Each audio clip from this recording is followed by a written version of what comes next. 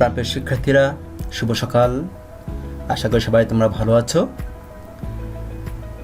আজকে আমরা শিখব তোমাদের হিসাব বিজ্ঞানের অষ্টম অধ্যায়ের আজকে শেষ অংশ, অর্থাৎ নগদান বইটা আমরা সম্পূর্ণ আজকে আলোচনা করব। একটা সৃজনশীল প্রশ্ন দিয়ে আমরা দেখব কীভাবে প্রশ্ন উত্তর দিতে হয়। Okay, so stay tune. Thank you.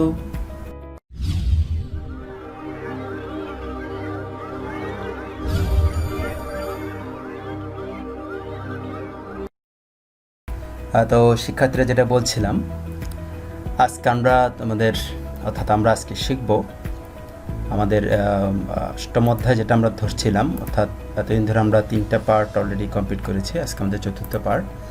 আমরা আজকে অষ্টম অধ্যায়ের অর্থাৎ নগদান বইয়ের ক্যাশ বুক সেটা সম্পূর্ণ আলোচনা করব। আজকে আলোচনা হবে আমাদের নগদান বই সম্পূর্ণ। ঠিক আছে, তো চলো তার আগে আমরা আবারও দেখে নিই কীভাবে করে এই চ্যাপ্টার থেকে কীভাবে করে প্রশ্ন আসতে পারে, কেমন প্রশ্ন আসতে পারে এই চ্যাপ্টার থেকে। মূল প্রশ্ন হিসেবে 1 ঘর নগদান বই, 2 ঘর নগদান বই, 3 ঘর নগদান বই, নগদ প্রাপ্তি, নগদ প্রদান জাবেদা প্রস্তুত করো। তারপর জুড়ে দেওয়া প্রশ্ন হিসেবে আসতে পারে নগদান বই লিপিবদ্ধ হবে না এমন লেনদেনের পরিমাণ নির্ণয় করো, নগদান বই লিপিবদ্ধ হবে না এমন লেনদেনের জাবেদা দাখিলা দাও, ক্যাশ মেমো তৈরি করো, প্রারম্ভিক মূলধনের পরিমাণ নির্ণয় করো, আর অনগদ লেনদেনের অর্থের পরিমাণ নির্ণয় করো, কন্ট্রা বা বিপরীত দাখিলা পরিমাণ নির্ণয় করো, কন্ট্রা বা বিপরীত দাখিলা সমূহের জাবেদা দাখিলা দাও, ডেবিট ভাউচার তৈরি করো, ক্রেডিট ভাউচার তৈরি করো। ঠিক আছে, তো এই প্রশ্নগুলো মূলত এই চ্যাপ্টার থেকে আসতে পারে। ওকে, আমরা আবার একটু ছকগুলো দেখে নিই। 1 ঘর নগদান বইয়ের ছকটা হচ্ছে ঠিক এরকম, যেখানে 10টা থাকবে, অর্থাৎ তার ডেবিট ক্রেডিট তো দুটো পক্ষ থাকবেই। তারিখ প্রাপ্তি ভাউচার নম্বর ক্ষতিম 20টা টাকা, তারিখ প্রদান ভাউচার নম্বর ক্ষতিম 20টা টাকা। এটা হচ্ছে 1 ঘর নগদান বই, যেখানে শুধুমাত্র নগদ লেনদেনগুলো আসবে। ঠিক আছে, এখানে কোনো ব্যাংকের লেনদেন আসবে না, শুধুমাত্র নগদ লেনদেনগুলো আসবে। 2 ঘর নগদান বইয়ের ছকটা হচ্ছে ঠিক এরকম, ডেবিট ক্রেডিট। এখানে হচ্ছে 12টা ঘর, এখানে 10টা, আর এখানে হচ্ছে 12টা ঘর। 12টা ঘরের মধ্যে তারিখ প্রাপ্তি ভাউচার নম্বর ক্ষতিম 20টা নগদ টাকা ব্যাংক টাকা, তারিখ প্রদান ভাউচার নম্বর ক্ষতিম 20টা নগদ টাকা ব্যাংক টাকা। ঠিক আছে, আর এখানে কন্ট্রাক্টটা আসে 2 ঘর নগদান বইয়ে, অর্থাৎ এখানে নগদ আর ব্যাংক দুটো অ্যাকাউন্টই এখানে কাউন্ট করা হয়। এরপর 3 ঘর নগদান বইয়ের ছক, আমরা যেটা এর আগের ক্লাসে করেছিলাম, সেখানে 14টা ঘর, তারিখ প্রাপ্তি ভাউচার নম্বর ক্ষতিম 20টা 12টা নগদ ব্যাংক, তারিখ প্রদান ভাউচার নম্বর ক্ষতিম 20টা 12টা নগদ ব্যাংক। অর্থাৎ ডেবিট পাশে 7টা, ক্রেডিট পাশে 7টা ঘর, টোটাল 14টা ঘর রয়েছে। অর্থাৎ 1 ঘর নগদান বইয়ে 10টা, 2 ঘর নগদান বইয়ে 12টা এবং 3 ঘর নগদান বইয়ে 14টা ঘর হবে। ঠিক আছে, আচ্ছা, তাহলে এই মোটামুটি আমাদের ঘরগুলোর ছকটা আমরা দেখে নিলাম। তবে একটা কথা মনে রাখবে, সেটা হচ্ছে সকল প্রাপ্তিসমূহ নগদান বহি ডেবিট দিকে এবং সকল প্রদানসমূহ নগদান বহির ক্রেডিট দিকে বসে। এটা বারবার মনে করে দিচ্ছি, এটা যেন মনে থাকে। ঠিক আছে, চলো এবার একটা ভিন্ন সমস্যার মাধ্যমে নগদান বইয়ের ব্যবহারটা আমরা একটু দেখে আসি, আমরা কীভাবে নগদান বইটা ব্যবহার করব। ঠিক আছে, প্রশ্নটা হচ্ছে কিশোর ব্রাদার্সের প্রতিষ্ঠানে 2019 সালে নভেম্বর মাসের লেনদেনসমূহ ছিল। নগদ উদ্বৃত্ত ছিল 90,000 টাকা, ব্যাংক জমার ক্রেডিট উদ্বৃত্ত 30,000 টাকা, মদনের নিকট থেকে 5% বাটায় পণ্য ক্রয় 20,000 টাকা, মালিক ব্যক্তিগত প্রয়োজনে ব্যবসা হতে 1,500 টাকা নিলেন, শোয়েব ব্রাদার্সকে 9,000 টাকার পুনঃনিষ্পত্তিতে 8,600 টাকা প্রদান, পণ্য ক্রয় করে চেক প্রদান 7,000 টাকা, কর্মচারীর বেতন প্রদান 4,000 টাকা, ব্যক্তিগত অর্থে ব্যবসায়ের জন্য আসবাবপত্র ক্রয় 20,000 টাকা, সুমনের নিকট থেকে পাওয়া গেল 3,850 টাকা এবং বার্তা প্রদান হচ্ছে 150 টাকা। মদনের পাওনা 19,000 টাকার পুনঃনিষ্পত্তিতে 18,600 টাকা প্রদান। আর 30 তারিখটা একটু দেখো, যে 2,500 টাকা নগদ উদ্বৃত্ত হাতে রেখে অবশ্য টাকা ব্যাংকে জমা দেওয়া হলো। এটা তোমাদের বইয়েও এরকম একটা অঙ্ক আছে, এটা দেখে নেবে, বইয়ের অঙ্কটাও ঠিক সেটার সাথে মিল থাকবে। ঠিক আছে, একই রকম অঙ্ক। তো যাই হোক, আমরা প্রশ্নগুলো একটু দেখি। প্রশ্নটা হচ্ছে, যে লেনদেনগুলো নগদান বইতে অন্তর্ভুক্ত হবে না তাদের জাবেদা দাখিলা দেখাও। উপরোক্ত লেনদেনগুলো হতে সামঞ্জস্যপূর্ণ লেনদেনগুলো নিয়ে নগদ প্রদান জাবেদা প্রস্তুত করো। সামঞ্জস্যপূর্ণ লেনদেনগুলো বলতে, অর্থাৎ নগদ প্রদান সংক্রান্ত যে লেনদেনগুলো আছে, সেই লেনদেনগুলো এখান থেকে বাছাই করে তোমাকে কী করতে হবে, নগদ প্রদান জাবেদাটা প্রস্তুত করতে হবে। আমরা নগদ প্রাপ্তি নগদ প্রদান জাবেদা আগে করেছি, আশা করি মনে আছে তোমাদের। না থাকলেও আজকে আবার সেটা আমার মনে করে দেবে। এরপর গত হচ্ছে 1, 28, 29 এবং 30 তারিখে লেনদেনগুলো দিয়ে একটি 3 ঘর নগদান বই প্রস্তুত করো। তাহলে এটা হচ্ছে 3 ঘর নগদান বই। আমি সরাসরি 3 ঘর নগদান বইটাই বোঝাচ্ছি। 2 ঘর নগদান, 1 ঘর নগদানটা তোমরা আশা করি পারবে। ঠিক আছে, আর এখানে একটা নতুন এন্ট্রি রয়েছে নভেম্বর 30 তারিখে 2500 টাকা নগদ উদ্বৃত্ত হাতে রেখে অবশ্যই টাকা ব্যাংকে জমা দেওয়া হলো। এই ধরনের অঙ্ক আসতে পারে, যেহেতু বইয়ে দেওয়া আছে, সুতরাং অবশ্যই এই ধরনের অঙ্ক তোমাদের আসার সম্ভাবনা আছে এবং আসছেও কয়েকটা বোর্ডে। ঠিক আছে, কয়েকটা সালে আসছে, তো অঙ্কটা একটু গুরুত্ব সহকারে তোমরা দেখবে, সে আশাটা আমি করব। আমরা সরাসরি সমাধানে চলে যাই সমালোচনা করে। কতে একটু দেখি যে লেনদেনগুলো নগদান বইতে অন্তর্ভুক্ত হবে না, তাদের জাবেদা দাখিলা দেখাও। আমরা কতে চলে যাচ্ছি, যে লেনদেনগুলো নগদান বইতে অন্তর্ভুক্ত হবে না তাদের জাবেদা দাখিলা দেখাও। তো জাবেদার ঘরটা হচ্ছে এটা, তারিখ বিবরণ, খতিয়ান বিস্তার, ডেবিট টাকা, ক্রেডিট টাকা। ওকে, এটাতে জাবেদা ঘর সম্বন্ধে তোমাদের জানা আছে। তারপরও আবার বলছি, তারিখ বিবরণ, খতিয়ান বিস্তার, ডেবিট টাকা, ক্রেডিট টাকা, এটা হচ্ছে 5টা ঘর। ঠিক আছে, ওকে। তাহলে আবার আসো যে নগদান বহির্ভূত সাধারণ জাবেদা কোনগুলো, সেগুলো কীভাবে বুঝবো যে এগুলো সাধারণ জাবেদা। এখানে নগদ নেই, অর্থাৎ নগদের কোনো লেনদেন হবে না, সেরকম লেনদেনগুলো আমাদের খুঁজে বের করতে হবে। ঠিক আছে, তো আমরা একটু দেখি নগদ উদ্বৃত্ত। এটা তো অবশ্যই আসবে মদনের নিকট থেকে 5% বাটায় পণ্য ক্রয়। ভালো করে খেয়াল করো, মদনের নিকট থেকে 5% বাটায় পণ্য ক্রয়। এই 5% বাটাটা হচ্ছে কারবারি বাটা, আর এই কারবারি বাটা কিন্তু আমাদের কোনো হিসাবের মধ্যে অন্তর্ভুক্ত হবে না। সেক্ষেত্রে এখানে দেখো আমি এটা বাকিতেই কেনা হয়েছে, কারণ এখানে কোনো ক্যাশ টাকা বা নগদের কথা কিন্তু বলা হয়নি। আর যদি মদন কথাটা না থাকতো, 5% বাটায় পণ্য ক্রয় থাকতো, তাহলেও সেটাকে আমি এভাবে করে ধরতাম। যেহেতু এখানে নাম আছে, বুঝতে হবে সেটাকে বাকিতে ক্রয় করা হয়েছে, অর্থাৎ মদন এখানে আমাদের কাছে পাওনাদার হয়ে গেল। তাহলে সুতরাং নভেম্বর 3 তারিখটা ঠিক আছে, এটা আসবে ক নাম্বারে, যে লেনদেন কোনো নগদের মধ্যে অন্তর্ভুক্ত হবে না। এবং 5 তারিখটা দেখি মালিক ব্যক্তিগত ব্যবসায়িক উত্তোলন, হ্যাঁ এটা আসবে, এটা আসবে না, এটা যেহেতু নগদ টাকা তুলেছে। শোয়েব বাদাসকে 9,000 টাকা নিষ্পত্তি, এটাও আসবে না। পণ্য ক্রয় করে চেক প্রদান, এটাও আসবে না। কর্মচারী বেতন প্রদান, এটাও আসবে না। এগুলো সব টাকা খরচ হয়েছে। ব্যক্তিগত অর্থে ব্যবসায় জনবরপত্র ক্রয়, এটাও আসবে না। আসবে না, আসতে পারে, তাই না? যে ব্যক্তিগত অর্থে ব্যবসায়ের জন্য আসবাবপত্র ক্রয়, তাহলে এখানে সম্পত্তি এসছে এবং মূলধন আসছে, তাহলে সেক্ষেত্রে কিন্তু এটাও কিন্তু আমাদের আসবে। সময়ের নিকট থেকে পাওয়া গেল, অর্থাৎ এখানে আসবে, কতে আসবে, অর্থাৎ অন্তর্ভুক্ত হবে না আর কি, নগদান বইতে অন্তর্ভুক্ত হবে না এটা। সময়ের নিকট থেকে পাওয়া গেল 3,850 টাকা, বাট্টা প্রদান 150 টাকা, এটা আসবে না। মদনের পাওনা এত টাকা, পুনঃস্ফীতি এত টাকা পাওয়া গেল, প্রদান এটাও আসবে না। 2,500 টাকা তো আসবেই না। তাহলে আমরা পেলাম কয়টা? দুইটা, একটা হচ্ছে নভেম্বর 3 তারিখ, আর একটা হচ্ছে নভেম্বর 25 তারিখ। দেখি আমরা একটু ঠিক আছে কিনা। এই দুটো যাবে, অর্থাৎ নভেম্বর 3 মদনের নিকট থেকে 5% বাটায় পণ্য ক্রয় 20,000 টাকা, এবং নভেম্বর 25 হচ্ছে ব্যক্তিগত ব্যবসায়ী জনবরপত্র ক্রয় 20,000 টাকা। ঠিক আছে, তাহলে এদের জাবেদাগুলো একটু আমরা দেখবো এখন। নভেম্বর 3 তারিখে জাবেদাটা কী হবে? মদনের নিকট থেকে 5% বাটায় পণ্য ক্রয়, তাহলে 20,000 টাকার 5% হচ্ছে এখানে কত টাকা? 20,000 টাকা 5% হচ্ছে 5 2 10, 1,000 টাকা। তাহলে 1,000 টাকা যদি আমি বাদ দিয়ে দিই, সরাসরি যদি বাদ দিয়ে দিই, তাহলে 20,000 থেকে 1,000 গেলে কত টাকা? 19,000 টাকা। তাহলে নভেম্বর 3 তারিখের যে জাবেদাটা হবে, সেই জাবেদাটা হবে কি? এখানে আমি ক্রয় করেছি, পণ্য ক্রয় করেছি, তাহলে ক্রয় হিসেব ডেবিট, নিঃসন্দেহে ক্রয় হিসেব ডেবিট। আর এখানে মদন হচ্ছে আমাদের পাওনাদার। আমি যখন বাকিতে পণ্য ক্রয় করব, তখন আমার কী বাড়বে? পাওনাদার বাড়বে। সেক্ষেত্রে আমি লিখব পাওনাদার হিসাব ক্রেডিট। এখানে পাওনাদারের কাছে পাশে তুমি উইথিন ব্র্যাকেটে মদনের নামটা দিয়ে দিতে পারো, যেহেতু এখানে মদন স্পেশালি দেওয়া আছে মদন। আমি যদি মদন হিসাব দিই, তাও কিন্তু হবে, হ্যাঁ, তবে এভাবে দেওয়াটা বেটার। পাওনাদার হিসাব দিয়ে উইথিন ব্র্যাকেটে মদন দিয়ে দিলে ব্যাপারটা বিষয়টা খুব ক্লিয়ার হয়। আর টাকা হবে, আমি আগেই বলেছি, 20,000 থেকে 1,000 টাকাটা বাট্টা টাকাটা বাদ দিয়ে বাকি টাকাটা এখানে বসবে 19,000 টাকা। ঠিক আছে, ডেবিটে এবং 19,000, ক্রেডিটে 19,000 টাকা। এরপর নম্বর 25 তারিখ। 25 তারিখে হচ্ছে ব্যক্তিগত অর্থে ব্যবসায়ের জন্য আসবাবপত্র ক্রয় হচ্ছে 20,000 টাকা। ব্যক্তিগত অর্থে মানে এখানে মালিক নিজের অর্থ দিয়ে কিনেছে। মালিক যখন নিজের অর্থ দিয়ে কোনো কিছু কিনে যখন কারবারকে দেবে, সেটা কিন্তু মূলধন হিসেবে গণ্য হবে। আর মূলধন হিসেবে গণ্য হয়, মূলধনটা কী হিসেবে আসছে? এটা কি নগদ টাকা আসছে, নাকি এটা ব্যাংকে টাকা জমা দিয়েছে, না এটা কোনো সম্পত্তি এনেছে? এখানে কিন্তু সম্পত্তি নিয়েছে, আসবাবপত্র কিনেছে। আসবাবপত্র কিনে ব্যবসার জন্য যেহেতু আসবাবপত্র কিনেছে, তাহলে আসবাবপত্র হিসাব ডেবিট হবে। হ্যাঁ, নিঃসন্দেহে নভেম্বর 25 তারিখে আসবাবপত্র হিসাবে হবে কি? ডেবিট। আসবাবপত্র হিসাবে হবে কি? ডেবিট। এবং সেটা কী হিসেবে আসছে? ব্যক্তিগত অর্থ যেহেতু দিয়েছে, তাহলে মালিক নিজের ব্যক্তিগত অর্থ যখন দিয়েছে, সেটা মূলধন হিসেবে গণ্য হবে। সুতরাং অতিরিক্ত মূলধন হিসাব ক্রেডিট হবে। ঠিক আছে, অতিরিক্ত মূলধন কী জন্য? এটা তো রিয়েল মূলধন আমরা আগেই দেখেছি। রিয়েল মূলধন হচ্ছে এটা নগদ উদ্বৃত্ত, মানে যেটা হওয়ার কথা আমাদের বছরের শুরুতে, যেটা মালিক নিয়ে আসে, সেটা হচ্ছে তোমার প্রধান মূলধনটা, সেটাকে আমরা সরাসরি মূলধন হিসেবে লিখব। কিন্তু পরবর্তীতে বছরের মাঝখানে যদি আমরা কোনো সম্পত্তি নিয়ে আসে কারবারের জন্য, মালিক যদি কোনো সম্পত্তি কিনে বা ক্যাশ টাকা দেয়, সেটাকে অতিরিক্ত মূলধন হিসেবে গণ্য করতে হয়। ঠিক আছে, আর টাকাটা হচ্ছে 20,000 টাকা, এটা বুঝতে পারছো। তাহলে আমাদের মোটামুটি জাবেদাটা হয়ে গেল। নগদান বহির্ভূত সাধারণ জাবেদা কিশোর ব্রাদার্সের, সেটা হচ্ছে নভেম্বর 3 তারিখে ক্রয় হিসাব ডেবিট, পাওনাদার হিসাব ক্রেডিট, এবং নভেম্বর 25 তারিখে আরোপিত হিসাব ডেবিট, অতীত মূলধন হিসাব ক্রেডিট। এগুলো কেন নগদান বহির্ভূত সাধারণ জাবেদা? কেননা এখানে নগদ সম্পর্কিত কোনো লেনদেন নেই। দেখো এখানে নগদান হিসাবও নেই, এখানে ব্যাংক হিসাবও নেই, আছে।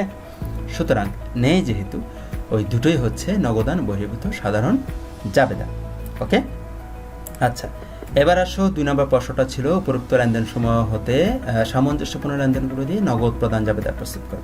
আগে আমরা নগদ প্রদান জাবেদার ঘরটা একটু দেখি। নগদ প্রদান জাবেদার ঘরটা হচ্ছে এরকম। কিশোর ব্রাদার্স নগদ প্রদান জাবেদার ঘরটা হচ্ছে এরকম। তারিখ, চেক নম্বর, ডেবিট হিসাব খাত, সূত্র, ক্রয় হিসাব ডেবিট, পাওনাদার হিসাব ডেবিট, অন্যান্য ডেবিট, এবং বার্তা ক্রেডিট, নগদান ক্রেডিট।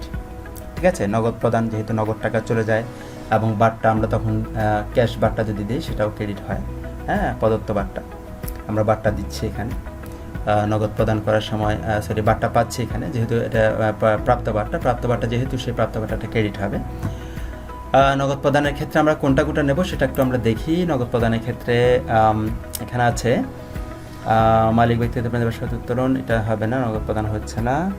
শোয়েব ব্রাদার্সকে এত টাকা, পুনঃস্ফীতি এত টাকা প্রদান হবে, পণ্য ক্রয় করে চেক প্রদান, কর্মচারী বেতন প্রদান, তারপর হচ্ছে ব্যক্তিগততে এটা হবে না, সুমন নিকট থেকে পাওয়াগুলো হবে না, এটা হচ্ছে মদনের পাওনা এত টাকা প্রদান। ঠিক আছে, তাহলে এই বিষয়গুলো দাঁড়াচ্ছে। আমরা দেখি তাহলে কোনগুলো হবে। মালিক ব্যক্তিগত ব্যবসায়িক এত টাকা নিলেন, আসলো। শোয়েব ব্রাদার্সকে এত টাকার পুনঃস্ফীতি এত টাকা প্রদান আসবে, পণ্য ক্রয় করে চেক প্রদান 7,000 টাকা আসবে, কর্মচারী বেতন প্রদান 4,000 টাকা আসবে, মদনের পাওনা 19,000 টাকা, পুনঃস্ফীতি 18,600 টাকা প্রদান এটা আসবে। তাহলে আমরা একটা করে সবগুলো বসিয়ে দিই।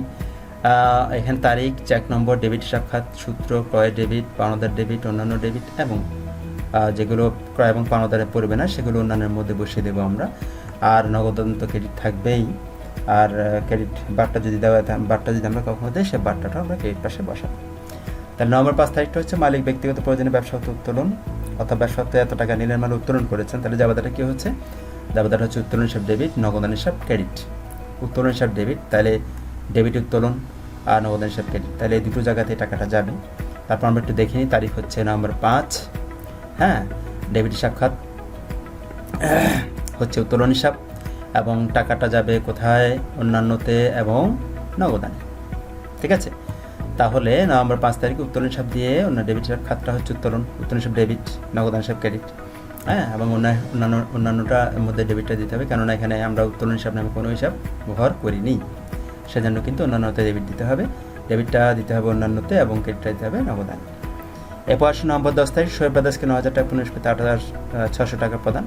তাহলে শোয়েব ব্রাদার্সকে টাকা দেওয়া হয়েছে, শোয়েব ব্রাদার্স হিসাব ডেবিট, নগদান হিসাব ক্রেডিট, তাই না? তাহলে নভেম্বর 10 তারিখের মধ্যে শোয়েব ব্রাদার্স হিসাব ডেবিট হবে। তার মানে সেজন্য ডেবিট হিসাব খাতের মধ্যে আমরা শোয়েব ব্রাদার্স হিসাব লিখলাম। আর শোয়েব ব্রাদার্স যেহেতু আমাদের পাওনাদার, সে পাওনাদারকে আমরা টাকাটা দিলাম, সেহেতু পাওনাদার যাবে 9,000 টাকা। হ্যাঁ, টোটাল পাওনাদার কিন্তু 9,000 টাকা, আমরা দিয়েছি 8,600 টাকা, অর্থাৎ নগদান দিয়েছি আমরা 8,600 টাকা, আর বাকি টাকাটা হচ্ছে বাট্টা হচ্ছে কত টাকা? 400 টাকা। কথাটা ক্লিয়ার? অর্থাৎ পাওনাদার ছিল আমাদের 9,000 টাকার, কিন্তু তাকে আমরা ক্যাশ দিয়েছি 8,600 টাকা, এবং বাট্টা দিয়েছি আমরা, সেক্ষেত্রে বাট্টা পেয়েছি আমরা 400 টাকা। ঠিক আছে, এরপর নভেম্বর 15 তারিখ পণ্য ক্রয় করে চেক প্রদান। হ্যাঁ, পণ্য ক্রয় করে যখন আমরা চেক প্রদান করবো আমাদের কাছ থেকে অবশ্যই টাকা চলে যাবে। তো সেক্ষেত্রে কত টাকা হবে? নভেম্বর 15 তারিখ পণ্য ক্রয় করে চেক প্রদান, তার মানে ক্রয় হিসাব, এবং চেক প্রদান যেহেতু আমরা করেছি 7,000 টাকা ক্রয় হিসেবে যাবে, এবং নগদানে যাবে 7,000 টাকা। নভেম্বর 20 তারিখ কর্মচারী বেতন প্রদান 4,000 টাকা, কর্মচারী বেতন যখন প্রদান করব, তোমরা তো জানো নগদ প্রদানের ক্ষেত্রে কিন্তু চেক, নগদ সবগুলোই কিন্তু এর সাথে আসে, তাই না? কর্মচারী বেতন প্রদান করেছি, সেক্ষেত্রে 20 তারিখ বেতন হিসাব ডেবিট, নগদান হিসাব ক্রেডিট, তাহলে বেতন হিসাব বসবে এখানে। এবং যেহেতু এখানে বেতন কোনো এন্ট্রি নেই, ক্রয় এবং পাওনাদার কোনোটাই ডেবিট বেতনের পরে না, সেক্ষেত্রে বেতন হিসাবে টাকাটা দেবো অন্যান্য ডেবিটে এবং নগদানের। ঠিক আছে, 4,000 টাকা বসে গেল। এরপর নভেম্বর 29 তারিখ হচ্ছে মদনের পাওনা 19,000 টাকা, পুনঃস্ফীতি 18,600 টাকা প্রদান। ঠিক একইরকম শোয়েব ব্রাদার্সের মতোই, সেক্ষেত্রে 10 তারিখ এবং 29 তারিখে জাবেদাটা ঠিক মানে সব এন্ট্রিটা একই রকমই হবে। নভেম্বর 29, এবং সেখানে হবে মদন হিসাব দিয়ে টাকাটা যাবে আমার পাওনাদার, যেহেতু পাওনাদার ছিল আমার কত টাকা? 19,000 টাকা, পুরোপুরি 19,000 টাকাটাই বসবে, এবং নগদে যাবে 18,600 টাকা। আর যেহেতু আমি বাট্টা পেয়েছি কত টাকা? 19,000 থেকে 18,600 গেলে 400 টাকা হচ্ছে বাট্টা, তাই না? তাহলে এই ছিল আমাদের নগদ প্রদান জাবেদার। মোটামুটি আমরা ঘরগুলো বসিয়ে গেলাম। এবার টাকাটা তুমি যোগ করে দাও।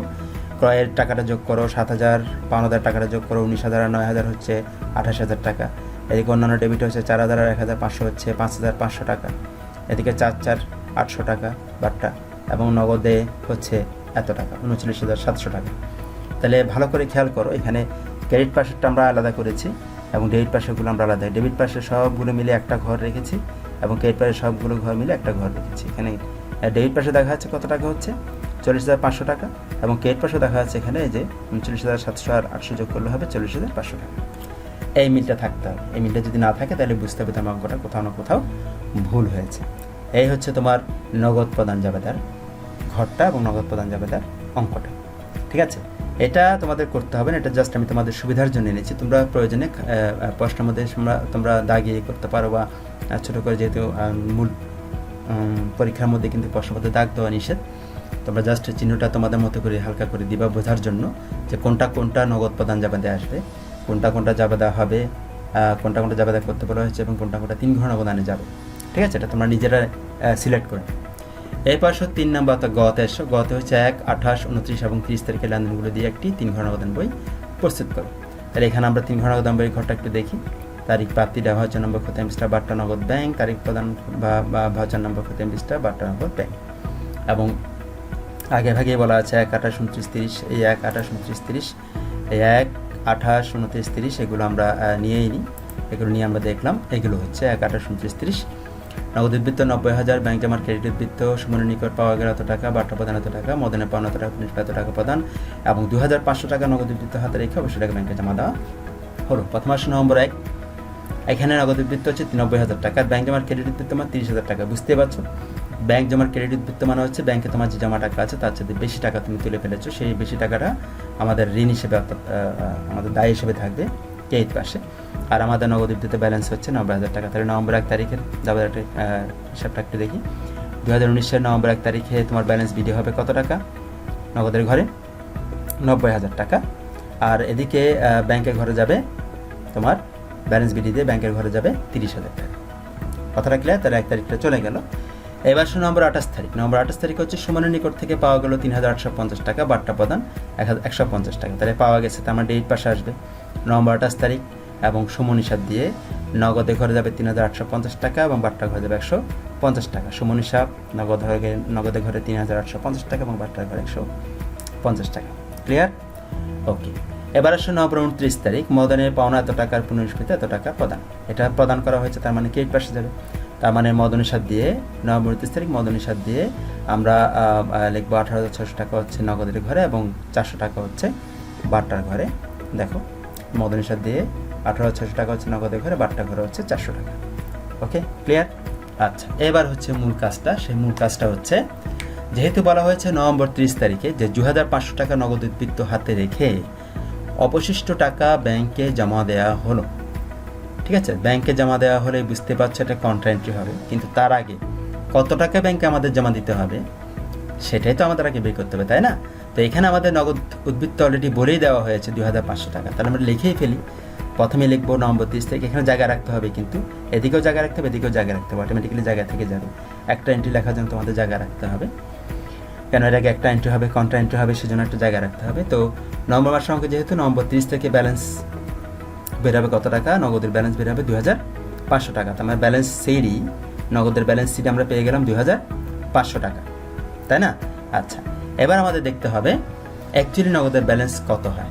নগদ আমরা এদিকে যোগ করে দেখছি কত হচ্ছে 93,850 টাকা। তাহলে 93,850 টাকা আর এই দুটো টাকাই যোগ করো, যোগ করে এটার থেকে বাদ দিয়ে দাও। এখানে কত টাকা হচ্ছে 6, 5, 11, 8, 2, 10, 1, 2, অর্থাৎ 21,100 টাকা। 21,100 টাকা যদি 93,850 টাকা থেকে, অর্থাৎ এই টাকাটাও কিন্তু এখানে লিখতে হবে নগদের ঘরে। তাহলে এই টাকাটা থেকে যদি এই টাকাটা যদি আমি বাদ দিয়ে দিই, 2টা টাকা যদি বাদ দিয়ে দিই, তাহলে বাকি টাকাটা যেটা বেরোচ্ছে সেটা হচ্ছে 72,750 টাকা। দেখো যোগ করলে হয় কিনা, 7, 6, 7, 13, 5, 18, হাতে 1, 2, 3, 3, 2, 5, 8, 5, 13, 3, হাতে 1, 7, 1, 8, 1, 9। তাহলে 93,850 টাকা। তো আমরা 72,750 টাকা হচ্ছে আমাদের নগদের অতিরিক্ত টাকা, যেটা আমাদের কি করতে হবে, ব্যাংকে জমা দিতে হবে। দেখো আমি অলরেডি বসিয়ে ফেলেছি নগদের ঘরে 72,750 টাকা, যেটা ব্যালেন্স বের হচ্ছে। ব্যালেন্সটা তো এটাই, মূল ব্যালেন্স এটা। কিন্তু মূলত আমার যদি আমি এই কথাটা যদি না থাকতো, তাহলে আমাদের কিন্তু ব্যালেন্স হতো এটা, আমাদের টোটাল ব্যালেন্স শিটে হতো এই টাকাটা কত টাকা হতো? এই টাকাটা হতো তোমার ৭৫,250 টাকা হতো, ৭৫,250 টাকা হতো। কিন্তু যেহেতু আমাদেরকে বলেছে 2,500 টাকাই নগদ উদ্বৃত্ত রাখতে হবে, বাকি টাকাটা ব্যাংকে জমা দিয়ে ফেলতে হবে, তো 2,500 টাকা আমরা ব্যালেন্স শিটে রাখলাম, বাকি টাকাটা ব্যাংকে জমা দিয়ে দেবো, সেজন্য বাকি টাকাটা বের করলাম। বাকি টাকাটা হলো ৭২,750 টাকা। ঠিক আছে, এই ৭২,750 টাকাটা এখন কাউন্টার এন্ট্রি করে আমাদেরকে ব্যাংকে জমা দিতে হবে। তাহলে ব্যাংক জমা যাবে তারা কি? ব্যাংক হিসাব ডেবিট, নগদান হিসাব ক্রেডিট। এই দেখো এই পাশে অলরেডি নগদ টাকাটা বসিয়ে ফেলেছি, নগদান হিসাব ক্রেডিট। তাই নগদ পাশে যখন বসছে, বুঝতে পারছো এখানে হবে ব্যাংক হিসাব। আবার এদিকে বলবে কোন জায়গায়? ব্যাংকে ঘরে টাকাটা বলবে। ঠিক আছে, অর্থাৎ ব্যাংক হিসাব বসলো ৭২,750 টাকা, এবং তারিখ হবে শেষ তারিখটাই, নভেম্বরের 30 তারিখটা হবে। ব্যাংক হিসাব বসলো ৭২,000 টাকা এবং কন্ট্রা, এবং এই টাকাটা আবার এদিকে যাবে নভেম্বর 30 তারিখ হয়ে কোন ঘরে? ব্যাংকের ঘরে। এই নগদ টাকাটা যাচ্ছে আবার কোথায়? ব্যাংকের ঘরে, এবং ব্যাংকের ঘরে যদি টাকাটা বসছে হিসাবে না হবে কি? নগদান হিসাব, এবং পাশে কন্ট্রা। ঠিক আছে, তাহলে আমাদের কিন্তু নগদ শেষ, নগদের কাজটা কিন্তু আমাদের শেষ। এবার আমাদের দরকার কিসের ব্যালেন্স বের করা? ব্যাংকের ব্যালেন্স বের করা। ব্যাংকের ব্যালেন্স বের করার জন্য আমরা দেখবো দুই পাশের টাকাটা কোন দিকে বেশি হচ্ছে। অবশ্যই দিকে বেশি হচ্ছে, সুতরাং এটাই দুই পাশে লিখে দেবো। ৭২,250 টাকা, এখানে ৭২,750 টাকা। কত টাকা ডিফারেন্স হচ্ছে? ৭২,750 থেকে 30,000 বাদ দিলে হচ্ছে ৪২,750 টাকা। এই ৪২,750 টাকাটা হচ্ছে ব্যালেন্স সিটি ব্যাংকের, এবং এই দুটোই এখন আমাদের কোথায় নিতে হবে? ব্যালেন্স বিডি হিসেবে ডেবিট পাশে আনতে হবে। ঠিক আছে, ব্যালেন্স বিডি হিসেবে চলে আসলো, ব্যালেন্স বিডি হিসেবে চলে আসলো 2,500 আর 45,750। যেহেতু নভেম্বরের অঙ্ক ছিল, ব্যালেন্স বিডিটা হবে ঠিক তার পরের মাসে, অর্থাৎ ডিসেম্বরের 1 তারিখে, অর্থাৎ পরের মাসের 1ম তারিখে হবে ব্যালেন্সটা। ঠিক আছে, তাহলে এটা মূলত হচ্ছে তোমাদের যে কত টাকা 2,500 টাকা নগদ উদ্বৃত্ত রেখে, এটা উল্টোটাই হতে পারে যে 2,500 টাকা ব্যাংক উদ্বৃত্ত রেখে অবশ্যই টাকা ব্যাংকে জমা, অবশ্যই টাকা নগদে তুলে ফেলো। হ্যাঁ, তাও হতে পারে। তখন আবার এই যে এন্ট্রিটা চেঞ্জ হয়ে যাবে, এখানে নগদে ঘর ব্যাংক নগদে ঘর টাকা হবে, এদিকে ব্যাংকে ঘর টাকা হবে, ব্যালেন্সটাই বের হবে আগে এখানে। ঠিক আছে, তো এই হচ্ছে মূলত মূল ফিগারটা। তো সেক্ষেত্রে আমরা আশা করি আমরা বুঝেছি 3 ঘর নগদ অঙ্কটা কীভাবে করতে হবে যদি এরকম ব্যালেন্স রেখে অঙ্ক করতে পারি। ঠিক আছে, তো এই অঙ্কটা আমরা আরেকবার একটু চোখ বুলিয়ে নিই। এটা হচ্ছে এরকম, প্রশ্নটা হচ্ছে এরকম ছিল, ক খ গতে নগদান প্রতি অন্তর্ভুক্ত হবে না এরকম জাবেদা, খতে হচ্ছে সামঞ্জস্যপূর্ণ নাম নিগুণ নগদ প্রধান জাবেদা, 3 ঘর নগদান। ঠিক আছে, এবং এটা হচ্ছে প্রথম অঙ্কটা, অর্থাৎ ক এর অঙ্কটা, যে লেনদেনগুলো জাবেদা নগদান প্রতি অন্তর্ভুক্ত হবে না সেগুলো জাবেদা দাখিল আমরা দিলাম, সেখানে কোনো নগদান নাই বিধায় জাবেদা দাখিল হলো। এবং পরেরটা হচ্ছে নগদ প্রদান জাবেদা, নগদ প্রদান জাবেদাটা তৈরি করলাম খতে, খ এর অঙ্কটা, এবং এরপর শেষে হচ্ছে তোমার 3 ঘর নগদান বইটা প্রস্তুত করলাম। ঠিক আছে, আশা করি তোমাদের এই অঙ্কটা বোধগম্য হয়েছে, এবং নগদান বই সম্পর্কিত যে ধারণাগুলো আছে তোমাদের সেগুলো হয়তো দূরীভূত হবে বা হয়েছে। তোমরা আবারও প্র্যাকটিস করবা, আবারও 1 ঘর নগদান, 2 ঘর নগদান, 3 ঘর নগদানগুলো প্র্যাকটিস করবা। ঠিক আছে, এবং আশা করবো যে তেমন কোনো প্রশ্ন থাকবে না। তারপরও যদি কোনো কিছু থেকে থাকে, জানার বাকি থাকে, আমাকে অবশ্যই জানাবা। আজকে পাঠ সংক্রান্ত যদি কোনো জিজ্ঞাসা থাকে সেটাও জানাবা, এবং কমেন্ট করবা, অথবা আমাকে 01820362212 এই নাম্বারে যোগাযোগ করতে পারো। ঠিক আছে, আর আগামী ক্লাসে আমি তোমাদের রেওয়ামিল নিয়ে কথা বলবো, অর্থাৎ আগামী ক্লাসে আমরা আলোচনা করবো নতুন একটি অধ্যায়, সেটা হচ্ছে রেওয়ামিল, নবম অধ্যায়ের রেওয়ামিল। এটাই তোমাদের ক্লাস 9-এর শেষ চ্যাপ্টার। তারপর আমরা চেষ্টা করব, আমি আবারও চেষ্টা করবো জাবেদা থেকে আবার তোমাদের পড়াটা স্টার্ট করার জন্য। আগে আমরা রেওয়ামিলটা বুঝে নিই, রেওয়ামিল বোঝার পরে যদি সময় সুযোগ বা আমাদের স্কুল যদি খোলে তখন সেটা একটা ভিন্ন বিষয় দেখা যাবে, সমস্যা নেই। তো আপাতত আমরা নবম অধ্যায়টা ধরবো আগামী ক্লাসে। তোমরা এই নগদান বইতে যে সমস্যাগুলো, আরও যদি কোনো সমস্যা থেকে থাকে আমাকে কমেন্টে জানাবা, আমাকে মেসেজ করতে পারো, আমাকে ফোন করতে পারো, যে কোনোভাবে আমাকে যোগাযোগ করে সেটা করবে। ঠিক আছে, তোমাদের ক্লাস দেখার উৎসাহটা আরও বাড়াও, আরও জানাও, সবাইকে জানাও। আর যদি কোনো সমস্যা থেকে থাকে আমাকে জানাও, যে এই কারণে দেখতে পাচ্ছি না স্যার, বা এই কারণে সমস্যাটা হচ্ছে। ঠিক আছে, এগুলো বলতে পারো। তো আজ এ পর্যন্তই। তার আগে তোমাদের বাড়ির কাজটা বলি। বাড়ির কাজটা হচ্ছে ঠিক আগেরগুলোই, অর্থাৎ 1 ঘর নগদান, 2 ঘর নগদান এবং 3 ঘর নগদান বইয়ের ওপর প্রদত্ত পাঠ্য বইয়ের সমস্যাগুলো দেখবা এবং অনুসরণ করবা, প্র্যাকটিস করবা। আর অবশ্যই রেওয়ামিল অধ্যায়টা ভালো করে দেখে আসবে। ঠিক আছে, ভালো করে দেখে আসবে এই কারণে, যাতে করে আমি বোঝাতে গেলে তোমাদের যাতে কোনো কনফিউশন তৈরি না হয় বা বুঝতে সুবিধা হয়। ঠিক আছে, তো আজ এই পর্যন্তই। তোমরা ভালো থেকো, সুস্থ থেকো, অনলাইন ক্লাসের সাথে যুক্ত থেকো। এখন সময়টা এত বেশি ভালো না, যদিও সবাই খুব ফ্রিলি ঘোরাফেরা, মুভমেন্টের মধ্যে আছে, এটা যদিও ভালো কথা না, তারপরেও সাবধানে থাকবা, অবশ্যই নিরাপদে থাকবে, নিরাপদে থাকার চেষ্টা করবে। তো আজ পর্যন্তই, ভালো থেকো, সুস্থ থেকো। Thank you and see you letter.